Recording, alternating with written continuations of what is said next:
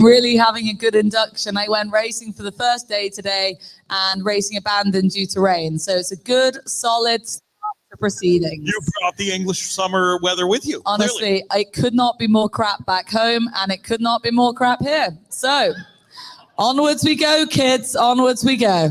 It can only get better.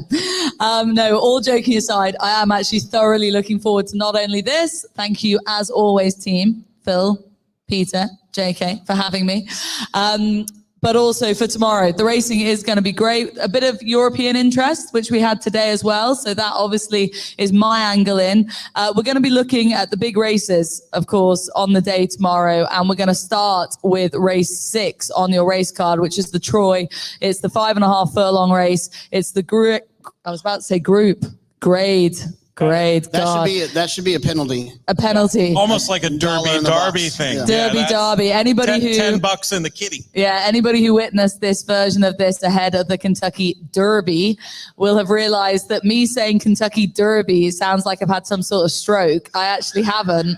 I just can't say it if it's not Derby, basically. It's the Derby. But anyway, we move on. We can talk about the Troy. So how we're going to do this is we're going to rattle through 4 or 5 races before the interval.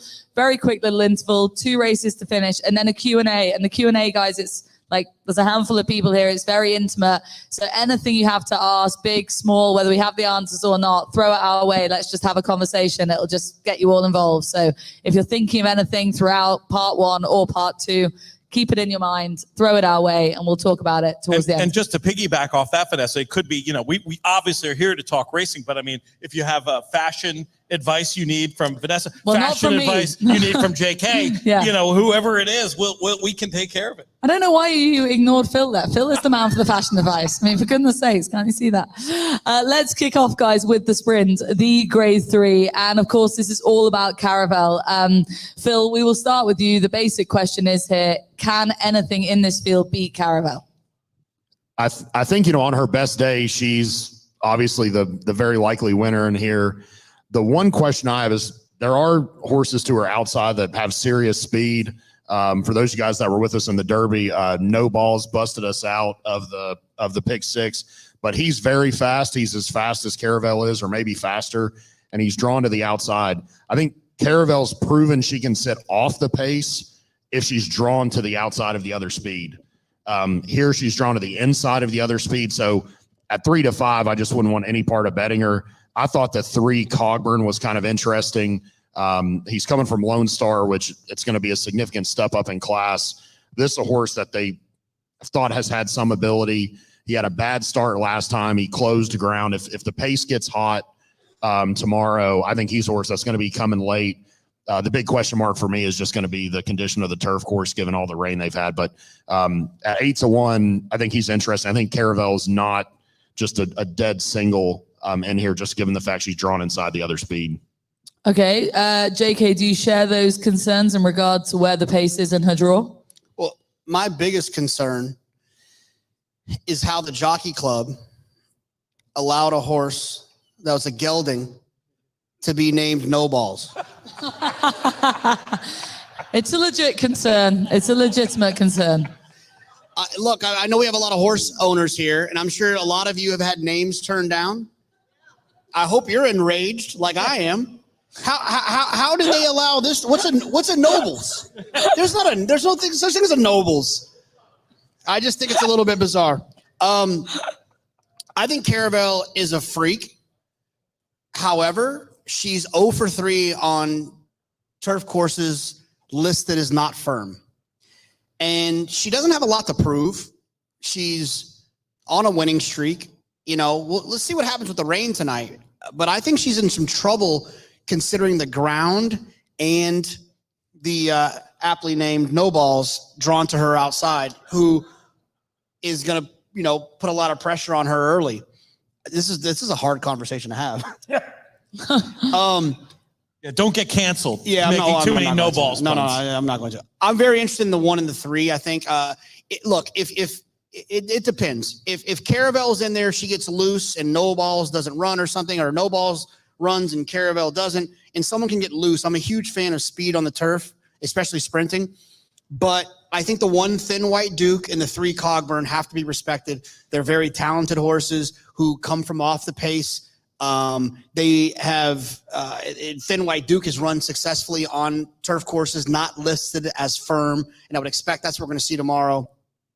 And I have to give a little bit of love to our friends on the 2-horse 10 Strike Racing. I think this horse is at least a little bit interesting at a huge price. And if you ever watch the Fox show, and you hear, no one knows this, it's on a live stream now, so everyone knows it. We have like a little internal drinking game every time I say 10 Strike on TV. If you're at home watching, you're supposed to have a drink. And so when I'm on air and I say 10 Strike, 10 Strike, 10 Strike, I'm talking to you. 3 drinks. So anyways, I think the one of the 3 are very interesting. If the 4 and the 7 are in, I think that one of those horses will win. Speed on the turf. All right. I can see here Pete Fornatale has already done his 1, 2, 3. We've been asked to do our 1, 2, 3 because what happens on these preview shows is we talk and we mention loads of horses and we go around in circles and we're supposed to give you clarity, but instead we end up giving you confusion. And so to make things easier for you, we have got this going on. I have kept it very simple. Show us your board, PTF. Oh, I think it's Caravel's Race to Lose. I mean, if they decide that she's going to be in good stead, I think she's fast enough early to bury the likes of, I'm going to call him No Balls, but I think Jonathan's pronunciation is probably more appropriate. However, if you were looking at this race, from the perspective of trying to eke out something clever, I do think that Coburn, who Philip gave a great shout to, is an interesting alternative, because I think this 3-runner Coburn will have some pace to run at and could be interesting. I have sympathy for Jonathan's point of view of looking to runners like the 1 and the 2 to potentially pick up some pieces here. But for me, it's Caravel's Race to Lose. I will definitely do a little bit of backing up with Coburn. And if for some reason if Caravel doesn't turn up, if she doesn't like the softer turf than anything she's run on to this point, I do think that No Balls will be tough to beat.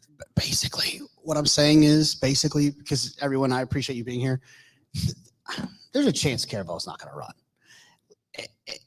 And so it's hard for me to handicap this race, because if she's not in, then No Balls is dead loose. If she's in, then it sets up. So I hope you understand what I'm saying. If she's in there, then her and No Balls are going to probably hook up, and it's going to set up for someone from off. If one of them gets loose on the lead, I think, Caravel or No Balls will win.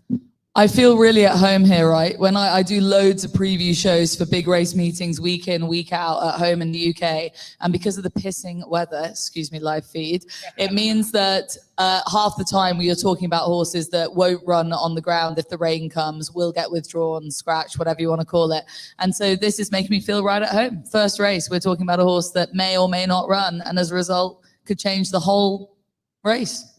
Disaster. May or may not run in a grade 3. Sorry. Ooh, I missed that. I didn't even get to give her a hard time for that. No. Yeah, she's incorrigible. I've only been in America a matter of a day, so I'll get into the rhythm. On we go, guys. Race 7. We've got a bit of European interest. I mean, the ones that will be at the top of your market are Portfolio Company in there for Chap Brown, Smoke and Tea, Dakota Gold, but we also have Chase Me in here for Fozzie Stack. Fozzie Stack, you also will have on the card Aspen Grove to run for him over from Ireland.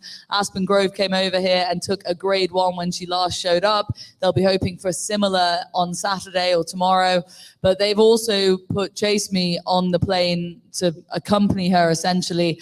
Fozzie sort of targeting some of these graded races over here is quite an interesting angle. He's not a huge trainer over in Ireland, for anyone who doesn't know about him.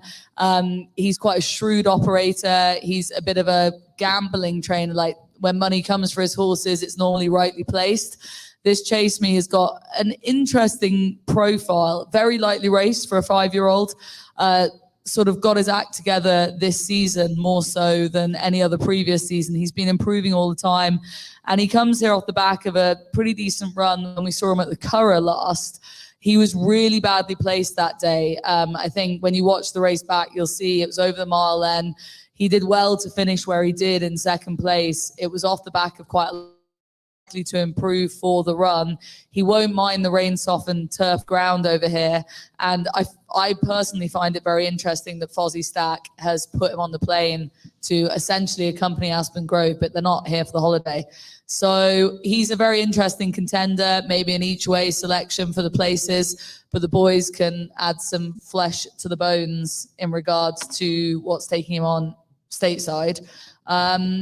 Let's start with you, shall we, Pete? You're looking keen. Yeah, chomping at the bridle. You've already done your top picks. Yeah, I wrote him in here, and I do think Chase Me is very interesting. To your point about Fozzie Stack, USA horse players, probably this will let you know what you need to know about Fozzie Stack.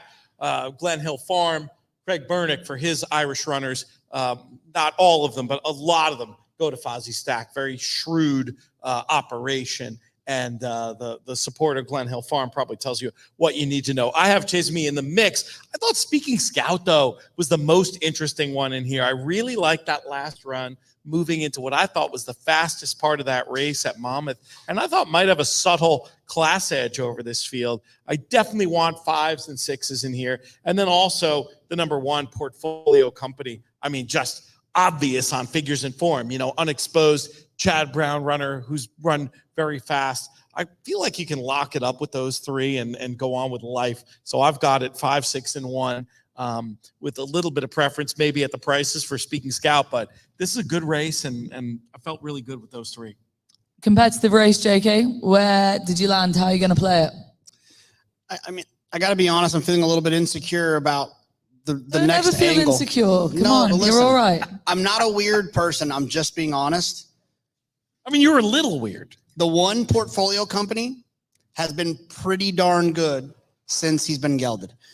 I'm not trying to obsess about that situation. I know that my first 2 conversations have been, but if you look back, Portfolio Company was listed as being gelded January 18th. The race at Keeneland in April, on April 15th, the horse should have won that day, didn't win, had a lot of trouble, was 4th, and then 2 wins out of that. I think whatever was ailing Portfolio Company from being a really good horse was resolved with the greatest equipment change that one can have. You're just obsessed with castration. Unkindest cut of all. I swear, I promise I won't talk about it again. Said. I promise it's not going to come up again. It just happens to be the first 2 races. I think Portfolio Company, it should be tough from the inside. He's got an inside draw with Joel Rosario. Should get some cover. Should be able to save ground. And we got to see what's going to go on with the turf course. But this horse did win on a yielding turf course last time. Kitten's Joy shouldn't be too much of an issue. Dakota Gold, I'll use, obviously. And then Midday towards the outside. I just thought was interesting. David Jacobson's been awful at this meet, but then he won last week. And so maybe he's waking up. The horse is drawn to the outside. It'll be a huge price. This horse can't win, but I think you want to use underneath and tries and supers. Phil, are you as obsessed with castration operations as JK? No. Is that the question? No, I've got no obsession. For those of you guys, so Fozzie Stack trained Papilio in Europe before we bought her. So just there is even a connection. I ended up landing with his horse. We were actually in Ireland when that horse ran on Irish Derby weekend. I bet it that day. Got stuck down on the inside, like you said, just kind of surprising that he was able to run on for second. I thought Portfolio Company, obviously was very good last time. I do agree with JK. Post gelding, his last 2 races, it's been hard to see. He thinks so too. Yeah, and the real reason I think is there doesn't seem to be a ton of speed in here. I think the 9 on the outside is going to go to the lead, and I think the 1 is likely to get a trip just in behind in the pocket and might just trip out over this field. So those are my top 2. I thought the horse, Speaking Scout, that Pete talked about, definitely has a shot. But I'm not sure there's enough pace. So I went 6-1-5. Okay, hold up your boards, everyone. And whilst you do that, the biggest revelation of this whole evening thus far isn't JK's obsession with castrations, but it's the fact that Peter Fornatale just poured his whiskey out of his binoculars. Did anyone see that? Did anyone? Yeah, Nancy saw it.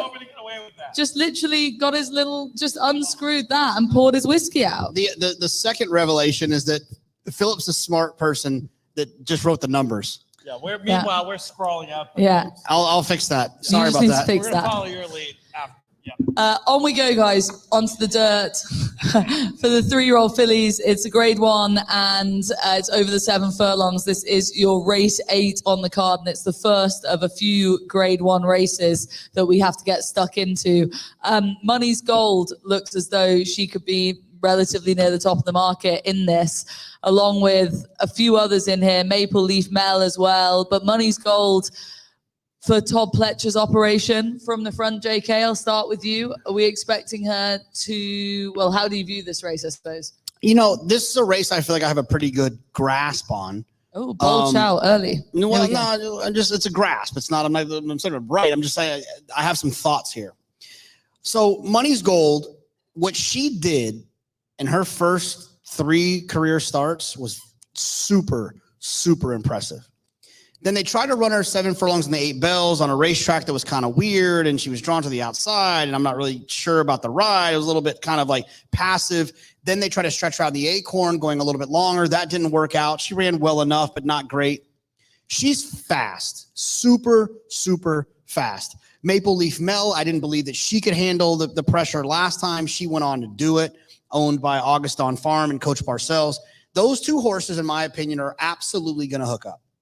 They just, you don't, Money's Gold's going to go. Maple Leaf Mel is going to, Maple Leaf Mel is going to go. They're going to hook up.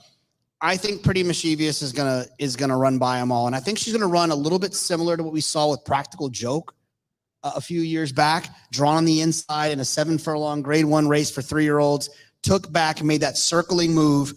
Pretty Mischievous is doing something that I don't think has ever happened before, which is you win a grade 1 going 9 furlongs, then you cut back and you win a grade 1 going a mile and a 16th, and then you cut back again and run in a grade 1 going 7 furlongs. I think she's going to be absolutely rolling late. She just has to work out a trip from the inside. I'm going to single Pretty Mischievous, and the other 2, I just have to accept the fact that they're going to ding-dong each other into the ground. Okay, that's fair. You were right. You did have a pretty good grasp on this race. Phil, how's your grasp on this race? As good as that? Yeah, I would say I think Pretty Mischievous is going to be pretty tough. I ended up picking Darth Vader on top. I thought she could sit maybe a little bit closer, cutting back to 7/8. Maybe she wants that more than Pretty Mischievous does. But from a pace perspective, I agree with JK. The 2 outside horses have a ton of speed. The 4 has a ton of speed. I try to get creative. I think the 2 drawn even further inside is very fast. I wanted to just try to find a price because I think Pretty Mischievous is going to be tough, but she's 9 to 5. So I ended up picking Darth Vader. I think they're similar horses. They were only separated by a head last time. That was probably going further than Darth Vader wanted to go. So I ended up landing with her, but I think it's one of those 2. Okay, so a relatively positive nod towards Darth Vader, but really Pretty Mischievous you expect to win it, as does JK. Are you going to make it the treble, Peter? Yeah, we'll sing in the chorus here with Pretty Mischievous as the most likely winner. I mean, this is such a cool filly already. Made a very good claim to be the champion of this division and might well sew it up here on Saturday in the test. I think Pretty Mischievous is going to get an absolutely perfect setup, and I think she's just the class of the field. I would take the 9 to 5 and go to the bank. Tyler was on Cart Talk, and if you've been following, if you're on Cart Talk, you do pretty good afterwards. That's true. The Cart Talk it's a thing. Bill won like 4 races. Bill Mott did like 4 races the other day. When's the last time Bill Mott won 4 races in one day? Right? and then almost won a 5th, but the odds on couldn't get it done. That wasn't my fault. That had nothing to do with it. The one thing I would say is sometimes I do think you see this race like 2 years ago, Medallion owed a filly named Bella Sophia, and in some of these sprint races, sometimes you can see horses just absolutely run horses off their feet.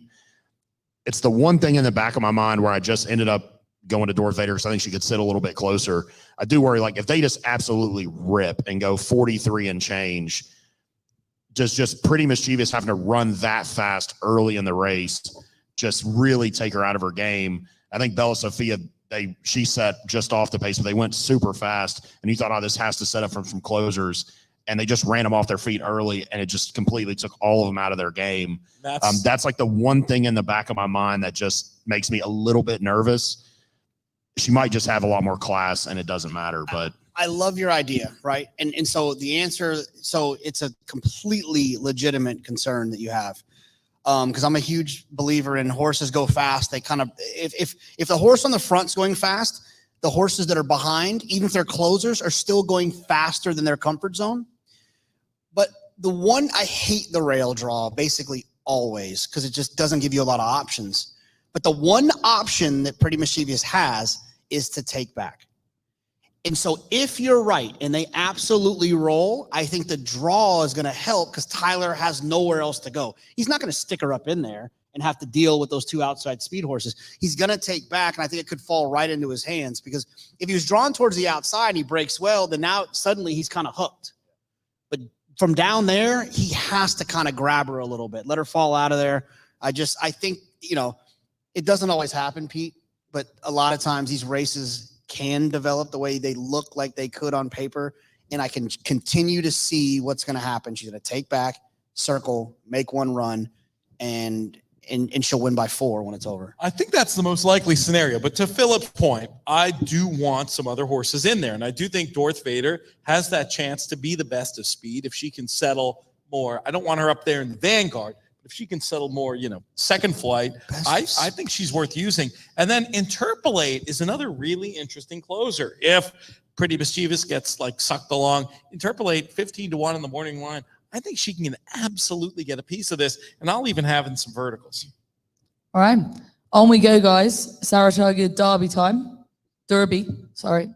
Close. That's 10. You caught it before I caught it. I caught it before you even realized. That's because you're drinking whiskey out of a set of binoculars. That reminds me, I need another little hit here. Yeah. Look at that. I wasn't joking. Yeah, there we go. That's impressive, right? You like it. Don't tell anyone. I don't want them to start checking this. It's a trick. It's a good trick. Let's move on. Wild behavior. Wild. Saratoga. You're just upset you didn't think of it first. No, I love it. Yeah. Saratoga Derby, and of course, it is, of course, a Grade 1. And we've got a little bit of British and Irish interest in here to rattle through them.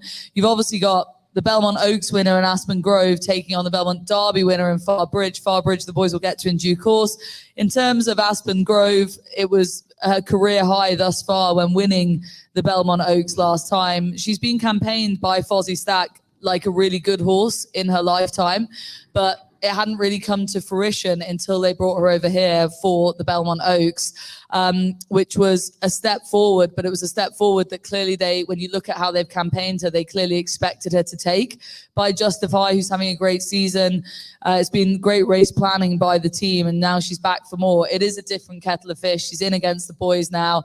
This will be tougher for her, but it's interesting that they're turning her around for this.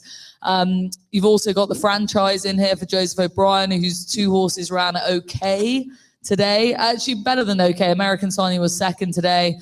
The franchise took a handicap to get off the mark when Upton tripped last time out. That was on handicap debut at the Curragh. More would be needed now from him, but he's interesting that they've gone down this route. The rain won't bother him. He's been very lightly tried, and I think over further specifically, you're going to see more from him now. He's by Sayuni and out of a Galileo mare, so he'll take whatever ground comes at him in his stride. And then there's also Lion of War in there for Qatar Racing. Charlie Johnson doesn't necessarily have loads of runners over here outside of the Breeders' Cup. And again, obviously, Qatar Racing may well have had a winner already on the day with Caravel. Lion of War comes in not having had the run of the race at Ascot when we last saw him in a handicap. He was asked to come off the pace that day, and he closed all the way to the line from an inconvenient position where the race really favoured horses on the front end. I think if the jockey had his chance again, he'd ride the race slightly different there at Ascot that day. Obviously, the team doing a lot of international campaigning, but this was a slightly left field shout, I thought, looking at it. But I just find it very interesting that they're a shrewd operation and they decided to bring him here with a trainer from a trainer's yard who wouldn't necessarily bring loads of horses, as I say, over for races other than Breeders' Cup races. So he is of interest. That is a rundown, a very quick rundown on the European horses in here. But Farbridge is, of course, going to be, is your morning line favourite. Looking to back up the Belmont Derby win. Phil, we'll come to you first here. If you're ready for action, you're doing your notes. Yeah. Am I sort of scraping the barrel with the interest from the Europeans here? Does Farbridge just going to be a better horse in this grade? I prefer Web Slinger. I think he had the worst trip of the two in the Belmont Derby. Farbridge kind of came up the fence, was able to save all the ground. Web Slinger ended up pretty wide. I thought maybe that he doesn't quite want to go 1.25 miles, although given the soft turf, it could play like that tomorrow. But I thought he was just interesting. Give me a better price. I think him and Farbridge are very similar horses. Web Slinger beat him in the race at Churchill, and Farbridge got a very similar trip that day where he basically saved all the ground, came up the rail. Web Slinger was post 14. He was wide. If you were there for the Derby show, we tipped Web Slinger that day at a big price. I just want him at a better price. I think Lion of War, all of his best races in Europe have come on good to firm ground or synthetic. And I was mildly intrigued with the 9 Truly Quality. This horse flew last time to get up and win. This is a big step up, but Jonathan Thomas isn't a super aggressive trainer. So to me, it just feels like, they must think this horse has a ton of talent to want to run here. And maybe it's the distance. I think sometimes, like, if you think your horse really wants 1 3/16 and 1.25 miles, there aren't very many allowance options at that distance. You end up having to run shorter. So maybe they just defaulted here because they want to run him long. But, he pulls IRAD. And again, Jonathan Thomas is not somebody that takes a bunch of aggressive swings and ends up with a bunch of horses that are, 20-1 in graded stakes. Okay. But the more positive nod is towards Web Slinger. Yeah. And Pete, you were making noises there like you were in agreement that he may be able to reverse the form with Farbridge from the Belmont Derby. It's interesting. I mean, reasonable people can have different opinions, obviously, but I thought in the American turf that Farbridge had the trickier trip, just in terms of, where he was and where his run was able to start versus where they ended up at the finish. So I was very much interested in Farbridge as a horse that I thought then was, pace compromised again the next day in the Pennine Ridge against, how do we say it? Kalik against Kalik.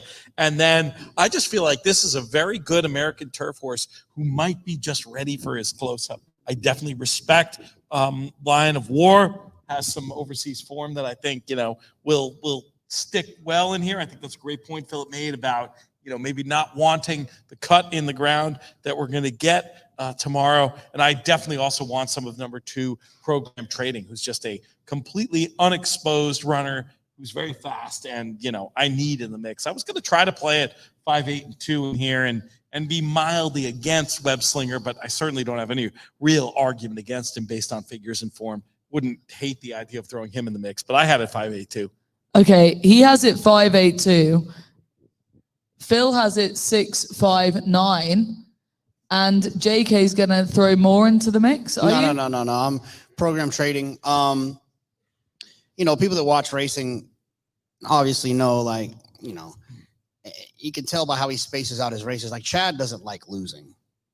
Does he not? Wants to win every time. And he's not just, he doesn't waste any races. He doesn't throw it up against the wall and see what sticks. Like, if he has a horse could run in a grade 3, could run in the Hall of Fame, could run in all these other races, and he decides to run for Seth Clarevich, or Seth Clareman, his for Clarevich Stables, his biggest owner.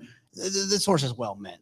And I like the inside draw for Flavian. He'll be able to save ground. This horse has tactical speed, should be able to get a forward position on a turf course that's likely going to have some give in it. It's a Lope de Vega. One of the most brilliant performances I've ever seen from a Lope de Vega was newspaper of record on a ground that had give in it. I think this Program Trading might be the real deal. The 5 Farbridge, yeah, sure. I mean, I don't love the horse, but the horse is probably going to run well. Great figures and form. And then JT, to Philip's point, Jonathan Thomas, he has a high winning percentage this year. He's 25% for the year. It's because he's not aggressive. He puts horses in places that aren't sexy. Like, it's not he's winning at Saratoga and Belmont. He'll take a horse to Canterbury and win. He won 3 races at Canterbury on their kind of big night. He puts horses in spots to win races. And the fact that he shows up here in a grade 1, it's because he feels like he's got a horse that should be here. And no one loves Craig Burnick and Glen Hill Farm more than PTF and I. He's a huge supporter of us, and he's one of my dear friends. But it feels to me that Aspen Grove scratched today because of soft ground against the Phillies. And now she's running a run against the Colts. But it's still going to be soft, isn't it? I think she'll scratch again and run when they reschedule that race from today. Well, I have no inside info on that, but that's my guess. Yeah, I wouldn't have been surprised too if she scratched because she drew the far outside, or she drew like post 10 of 11 or something in the race today. But, you know, I would just be against her. She got like the perfect trip last time. The pace wasn't very hot, but O'Sheen basically made every right call. When she needed a seam to open, it opened. You know, I'm not sure she's as good as these if she can't get another perfect trip. Yeah, it's definitely a different kettle of fish for her in today, for sure, compared to what she did last time. Hold up your picks. Good boys. Well done. Here we go. 6-1. Everyone write them down. Okay, on we go, guys, to the Whitney. On we go to the Whitney. And essentially, the question here is, can Cody's Wish be beat? Nobody even wants Cody's Wish to be beaten. Nobody, I don't think, with a rational mindset can make a case for these horses beating Cody's Wish. So he's going to be a very short price. We're all going to appreciate being there and seeing him win. And JK, the question is, how, from a handicapping point of view, do you play the race if Cody's Wish is just going to win? No, you single and multi so you can be alive to him, and then you don't have to worry about all the other stuff. You single. And I'll be quick. There's no reason. I mean, I love the Whitney, and it's one of our favorite races every year, but I don't want to sit here and talk about it for 15 minutes. It's not necessary. It's all about Cody's Wish. Cody is a situation where I think if this horse ran so well in the Met Mile, and I have kind of created the opinion that the Met Mile is the most demanding race that we have here in North America. It's only a mile, but it's a flat mile, one turn with real pace. You're chasing real horses, and it's a big situation that I think that Cody proved last time how good he really is. You know, Frosted won the Met Mile and went on. He had distance questions, as went on to win the Whitney. Honor Code went on to win the Whitney. McKenzie didn't run particularly well in the Met Mile, but then came on to win the Whitney. Like, if you run well in the Met Mile, I don't have any more questions about your distance. You'll go a mile and an eighth. Maybe not a mile and a quarter. Oh, speaking of mile and a quarter, Flightline. While we sit in this building, we should probably say Flightline won the Met Mile and then won the Pacific Classic at a mile and a quarter and then freaked in the Breeders' Cup Classic at a mile and a quarter. The distance is not what will get this horse beat. I don't think he can get beat in here. And in fact, he's running for history. I talked about it today on air. The guys from Godolphin actually sent me an email. They heard me talking about Pretty Mischievous, and they sent me a note. And I get nervous every time I say it because it doesn't seem believable. He will be the first male horse to ever win a Grade 1 in the same year, going 7 furlongs, a mile, and a mile and an eighth in the same year. I know you're thinking Go Zapper, doesn't count. It's different. It's calendar year, different 6 years. and a half. But same season. The first. Yeah, the first. Yeah. Pretty cool. Might see his babies in this ring one day. Huh? I can't see him getting beat. It's the good stat reveal from JK there, and it's just as simple as Cody Wish just wins this. Phil, you looked like you were really concentrating there on what JK was saying. Are you really going to try and throw a curveball in here? I was trying to figure out what stat he was going to give me that he was going to be the first horse in history. Are you impressed by the one he delivered? Yeah, I think that was pretty good. Thanks. To be fair, he didn't come up with it. No, somebody did send it to him. That from him. But it seems, but I know your brain, everyone's brain. I know your brain. I had the same problem I had. You're like, he's wrong.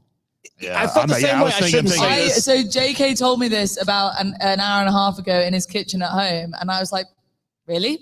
It just feels wrong. Yeah, it feels wrong. And really the biggest reason is like the way they campaigned him last year. Normally what you do is you keep them short, you run them at 7/8, and then the following year is when you're going to kind of take them up to the distance. Yeah. So you would never run in that first 7/8 race normally.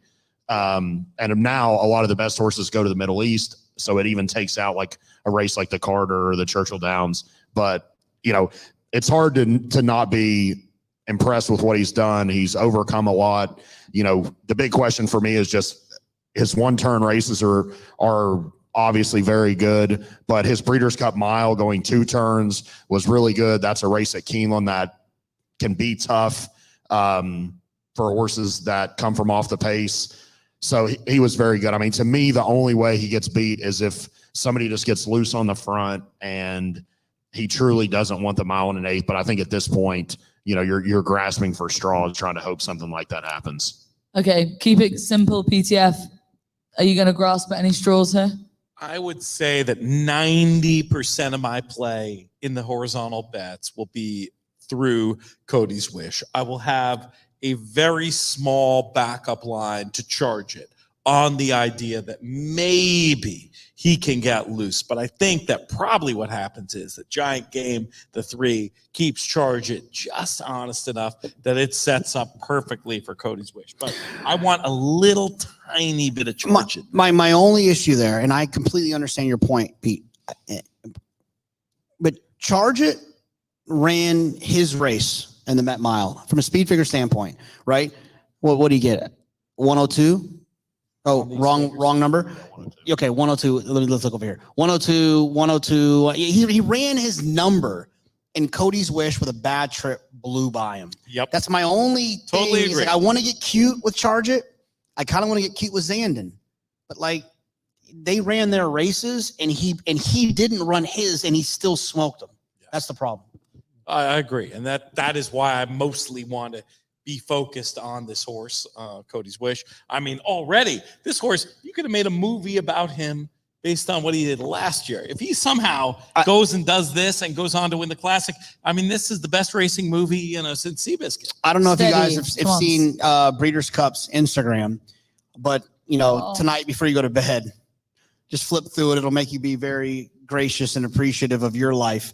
But Cody's Wish comes out and he sees Cody, the human Cody Dorman, and he walks right up to him and he puts his head in his lap. It's amazing. It's the craziest thing. And Cody's here this weekend, and it's confirmation that we're all in the right game, with these beautiful animals, and it just made me feel very, very good when I saw it today that my life is surrounded by these wonderful creatures. It is great. He showed it to me as well. Go on the Breeders' Cup Instagram, and you'll see that video. It's on there right now. So it's very straightforward. Do we need to hold up our boards for this? Because we're all aboard Cody's Wish. Technically, I'm 6-2-1, but it's really, if the 6 loses, it'll be bloody. Head and heart for all of us, by the sounds of it. That has been a rattle through the first few races. I think we're taking a very short break to do a quick raffle, grab another drink. We're then going to talk about the last 2 races on the card before doing a Q&A. So I hope you've all got questions, because if you haven't got questions, then we're going to be asking each other questions, and that could be a disaster. So we need audience participation, please. But we cut now? Do we cut? Yeah, let's take a little break, and we'll be back in 15. JK's gone. Bye. He's already gone. He's gone.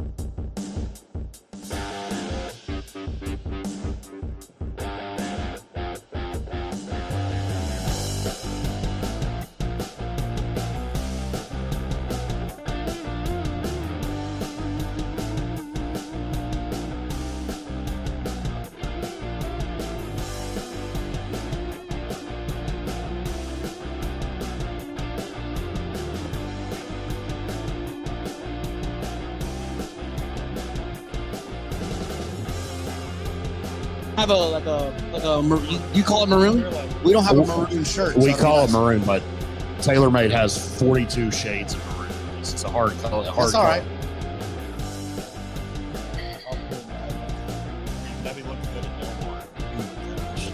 We're gonna do one. Seriously. We'll figure it out. What did Molly say about so sweet? Well, we need a cue. Is it time? Oh, 3, 2. Okay, guys. No. You got this. When you do it, here, let me teach you a little trick here. You go hello and welcome, and then you make fun of Pete for a second, and then you say what your name is. Trust me, it's hilarious. That's how he does it, yeah. And I love so it. Try I do. Hello and welcome. Make fun of Pete. Hello and welcome. Make fun of Pete. Pete is here, and he's got our final answers for us. That's not making fun of him. You got to go a little That's harder. so good. Something about the binoculars, maybe. I've already rinsed the binoculars. I went twice with that joke. I can't go a third time. Fair. That's Binocular a fair Pete. comment. Binocular Pete. The binoculars have blown my mind. It so is my that's birthday. You could work that. Oh, you could work that you know angle. what? As a matter of fact, let's real quick, if you guys don't mind, we're gonna do a quick happy birthday to Yes. PTF. I'm gonna start it off right here. Here we go. Are you ready? Happy birthday to you. Happy birthday to you. Happy birthday, dear PTF. Happy birthday to you. Oh yeah! Love you, buddy. Right, Thank as you. a result, That's very nice. all Mickey taking aside, we've got 2 more races to just quickly get through. Race 11 and race 12.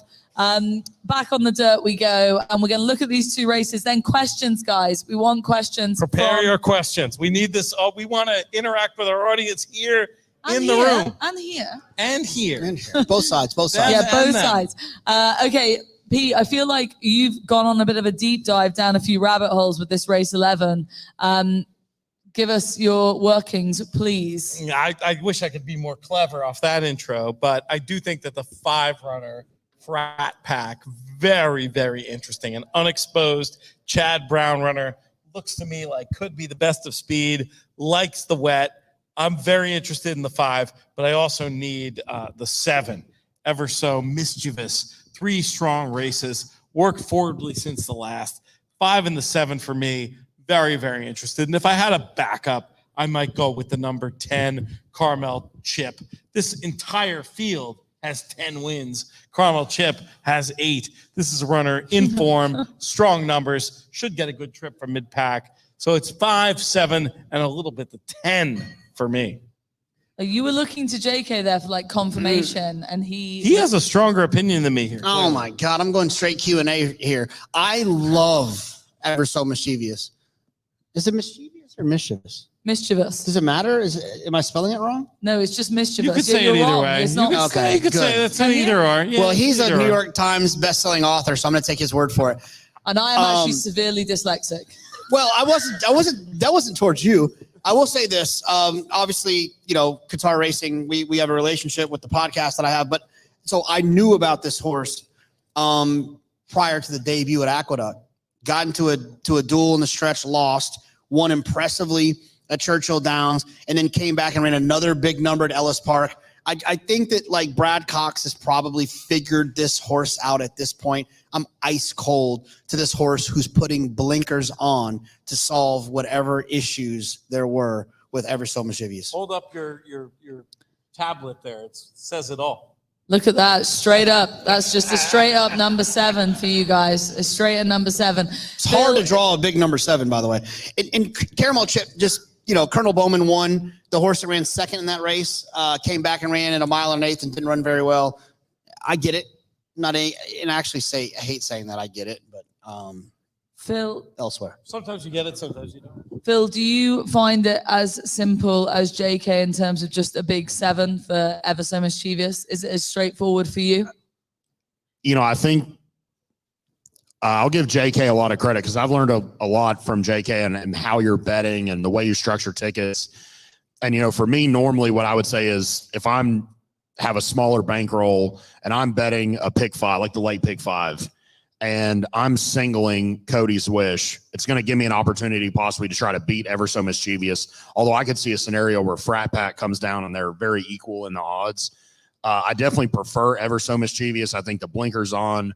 The horse has a lot of speed, has been working well, cuts back from a mile, 1-turn mile to 7/8. I think there are a lot of things working for that horse. The other horse I thought that was interesting was the 3, Brew Pub. Has run a couple of races from a speed figure perspective that could potentially factor in here.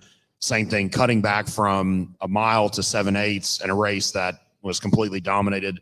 Bars loose on the front. So, I'd heavily lean towards the 7. If I was playing a multi, and I was singles to Cody's Wish, I might spread here or come back with a secondary ticket, maybe one that singles Ever So Mischievous and one that spreads on the second one. All right, hold your board up just for clarification's sake. Team, you don't need to do yours, JK. It's just one number.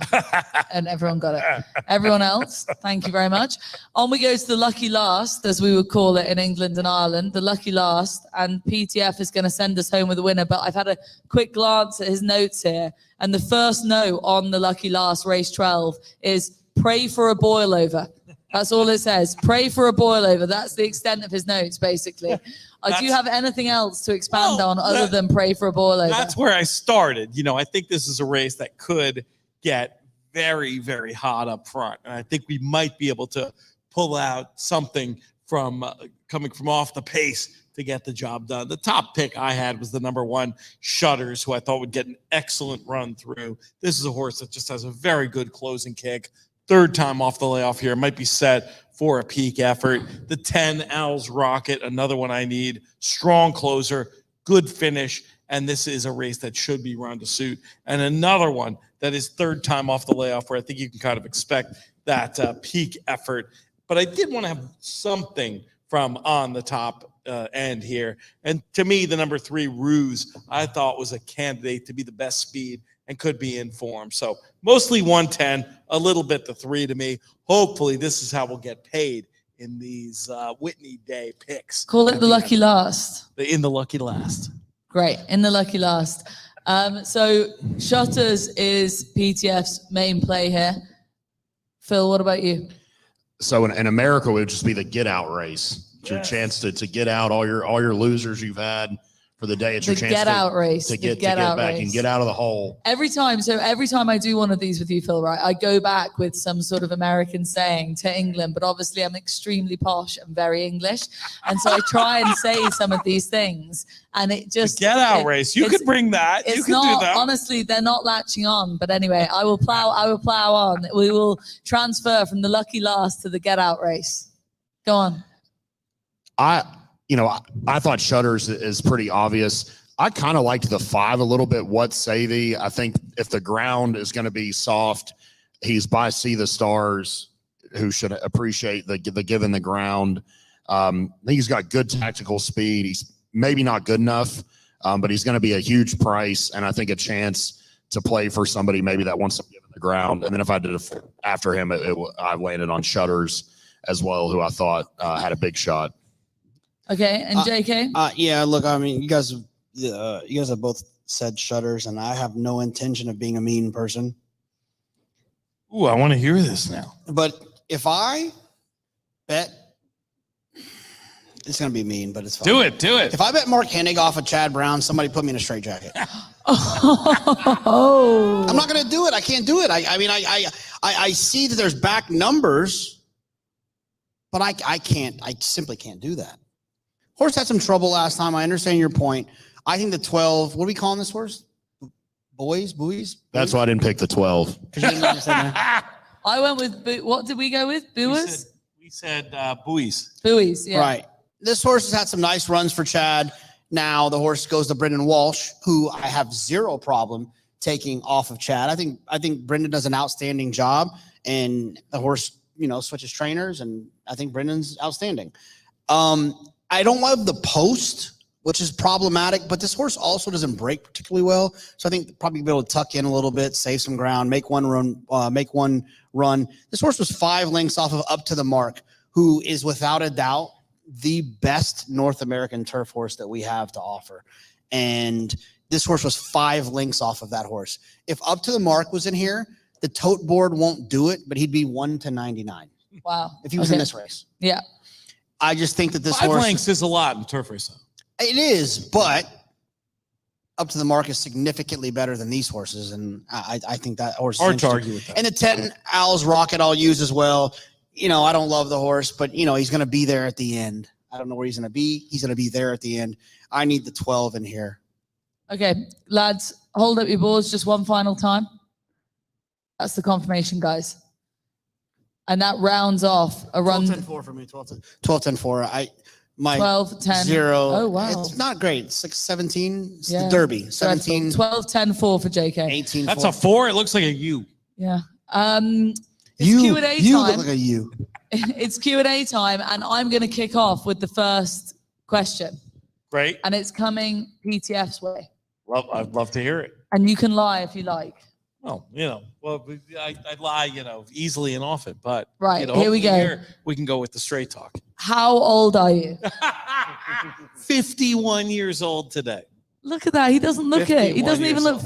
41. Let That alone doesn't- 51. They don't look a day over 50. So That's incredible. Okay, that's got the Q&As off rocking rolling. Guys out there, I mean, this is just a really informal chat. Here we go. We've got a question. We've got a hand raised.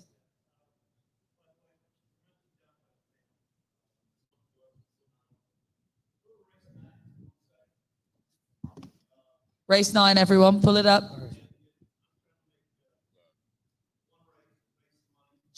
Saratoga Derby.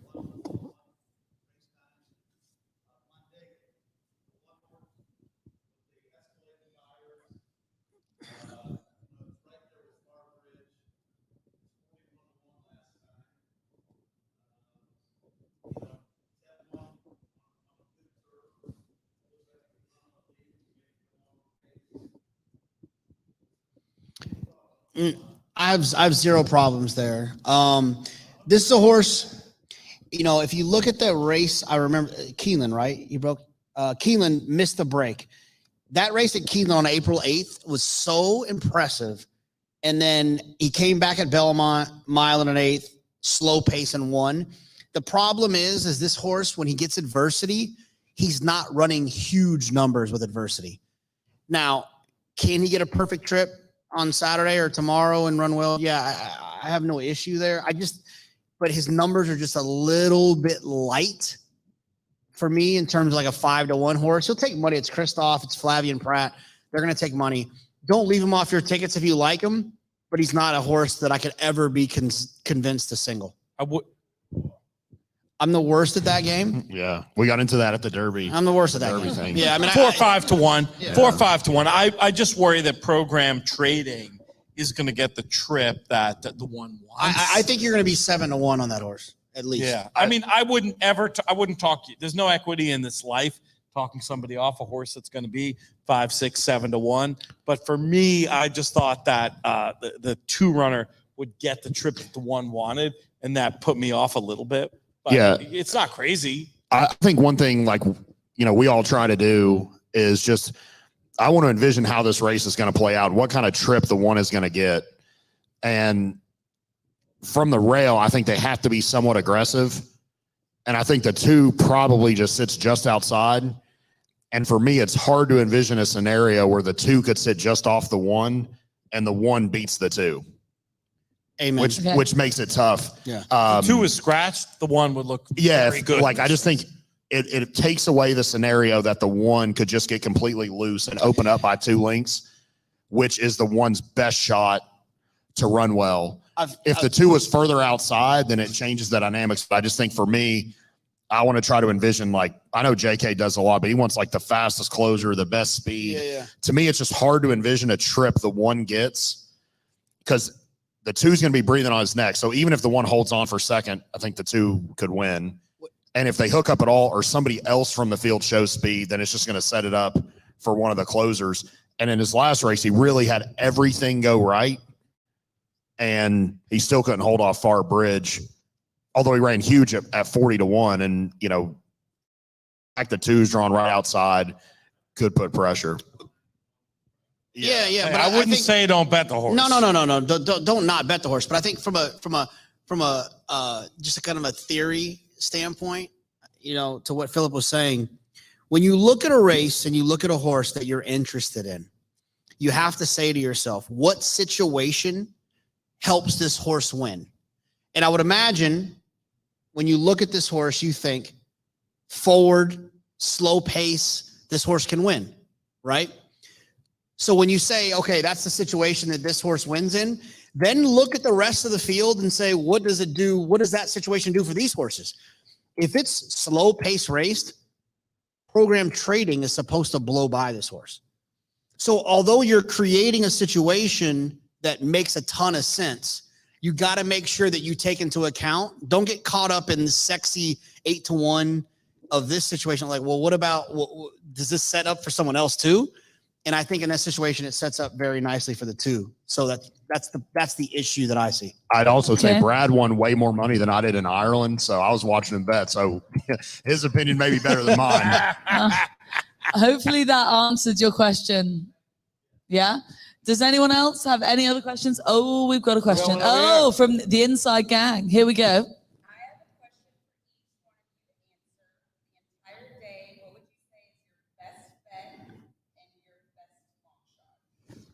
Can I revert to Goodwood, where it's the last race of racing of a 5-day meeting? Oh, great. Okay, I'm free for all then. Phil, we will start with you. Do you not want to start with you? No, I'll let JK go best first. bet is going to be Pretty Mischievous. You guys have got me so goddamn confused. Mischievous? Mischievous. Her accent really throws me off. It's mischievous. No, look, I'm sorry. I mean, Cody's Wish is going to win, but that's not going to help you much. I think, kind of a better race 8, the test. Yeah, Pretty the test. Mischievous. I just think I see it. I saw it with Practical Joke. Break, take back. They go. She clears. Circle, wins by 4, and they're gonna bet the other horses in there. And then Long Shot.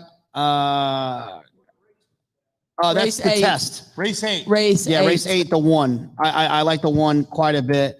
I just, I'm not gonna lie to you and tell you I love a long shot tomorrow. I don't love one tomorrow. I guess Portfolio Company is like 7-2. It's not a long shot, but it's not a favorite. I'll lie to you if you want me to and tell you one, but no, give us. I really like Portfolio Company. That's not a favorite. Yeah. I think this horse, after getting gelded, not to bring that up again, I think is you're obsessed. Is the one. Man's obsessed. What about you? I'm gonna go for the horse that I really don't think will lose. It's race 10. It's the Whitney. It's Cody's Wish. For the longer shot, it's not a long shot, but for the longer shot, let's go to race 7 and go back to number 5, Speaking Scout. This is a horse I really think is rounding into form. I really thought the last run was even better than it looked. It might have a class head. So give me the 5 in race 7 as the more of the best bet type of horse. But, Cody's Wish is going to do the business, and we're all going to be crying, and it's going to be awesome. All right, Phil, you'll be in floods of tears judging by PTS prediction, but what is your best bet and next best? I would say my best long shot, I'm just going to give the caveat, I need Caravel and No Balls to both run, would be Cogburn. No what? Yeah. No balls. It's like the remix or something. It's hard to say. And then my best bet is going to be Web Slinger. I'm with JK. Like, I think Pretty Mischievous and Cody's Wish are the 2 most likely winners. I just wanted to try to get Darth Vader in there. If Pretty Mischievous, maybe the cutback to 7/8 is too sharp, but I like Web Slinger a lot. I think with a little bit different trip has a big shot. How about this for the real sickos? For the real sickos who want to wake up in the morning and bet Goodwood, Vanessa, what can you give us as far as that goes? Yeah, let's take our focus back to the homeland, please. Head over to Goodwood in the morning, about 10 a.m., I think it'll be. A little breakfast. A little bit of breakfast. Breakfast at Goodwood. Breakfast at Goodwood. Strawberries and cream. No, No, we're not at the tennis. Come on now. The 3 o'clock at Goodwood, Free Wind would be my best bet of the day. She's an even money favorite for the Dettori team, but she's dropping down into Group 2 company. She's a top class operator. They're trying to win a Group 1 with her. This will be a stepping stone. Soft ground at Goodwood won't be a problem. She's even money. That's the best bet of the day. Free Wind at Goodwood in the Lily Langtree at 3 o'clock UK time. And then the next best is a huge price, a horse called Came from the Dark at about 25-1 in the Stewards Cup.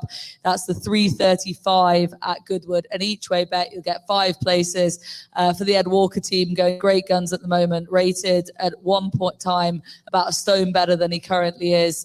The Stewards Cup, he's thrown in on a bit of old form. You've got to go back to get it, but he could run a really good race. Basically what she said, if you didn't hear her, was... JK will translate the English. Sorry. Okay. I got it. Was that too much? No, you're good. Open a mimosa or some champagne, mimosa, breakfast, turn on the other channel. I think they show the UK racing. Yeah. Or your ADW will have Goodwood. Yes. Your Naira Bets. Go to Naira Bets. Great. Watch the race, score out, and then you can run it all back on these other horses. There you go. Just to confirm, I have written it on my top picks. 3 o'clock, Free Wind. 335 Came from the Dark. 10 and 10:35. Yeah. She meant to say Free Wind and Came from the Dark. Yeah. Okay. Yeah. Free write those Wind down. Came from You'll the find Can't them. wait. There you go. We'll play a double. Has anyone else got any questions? There's a couple over Yeah, here. we got a question. Go.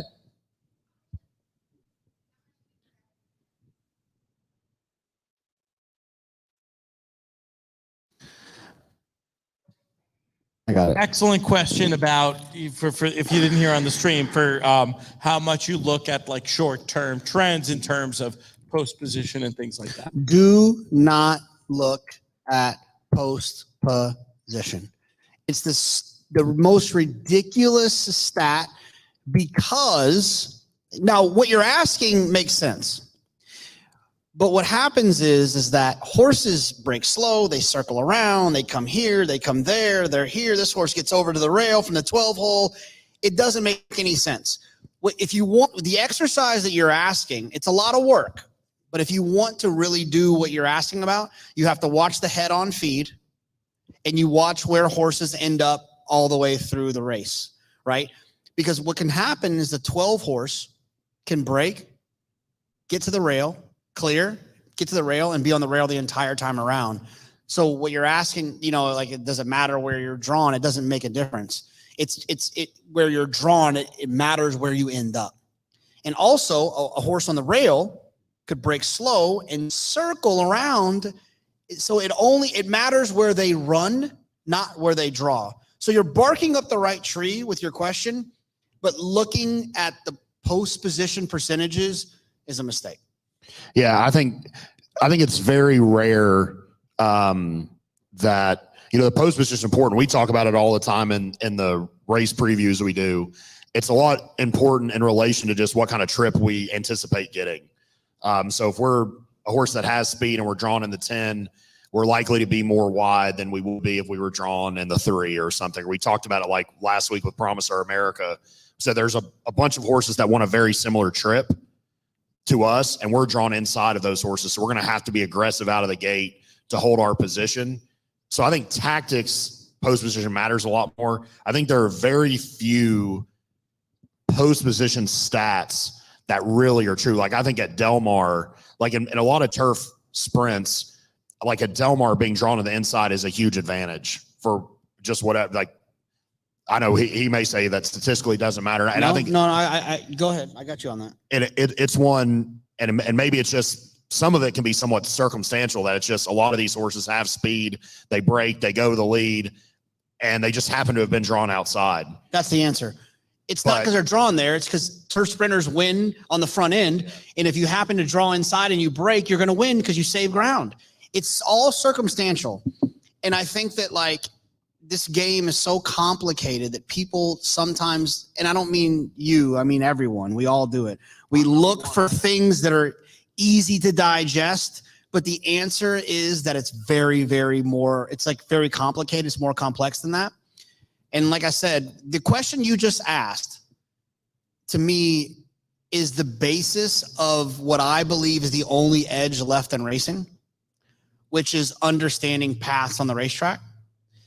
And it's just not as simple as where they break from. It's where they ran, not where they broke from. Okay. Hopefully okay. One more. Let's do it. Yeah.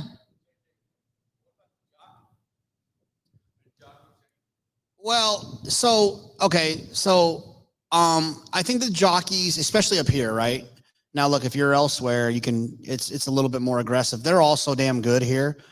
I mean, they're all so good. Whether it's Tyler to Kendrick to Jose to Irad to Johnny to Joel to Flavian to Julian to Flo to Manny, they're all so good. If you get caught up in that, the times you're right, it's also going to bite you that you're wrong. So just I ignore it. What about the European jockeys? So what I was saying was, I'm kidding. The other thing is too, is when it comes to riders, it's more intent to me. Like if Kendrick draws the rail or the 12 and he's got a speed horse, he's going. If Irad has maybe speed, is he going to go to the lead? He's not going. Like that's the game I play with that. When it comes to jockey changes, the biggest mistake that you can make is try to guess what happened. It's so complex in the draw where, like, you know, Kieran McLaughlin, who has Louis' book, tells Shug, I can ride for you. And then Shug's horse scratches, so he's not going to be on Brad Cox's horse. So then Brad's panicking because Flo took the other horse, and now he's got to grab Flavian. Then Irad was supposed to ride Todd, but Chad entered, and then he's on. You play that game, you'll lose. Don't play the jockey musical chairs game because it's very, very, very complex. Okay.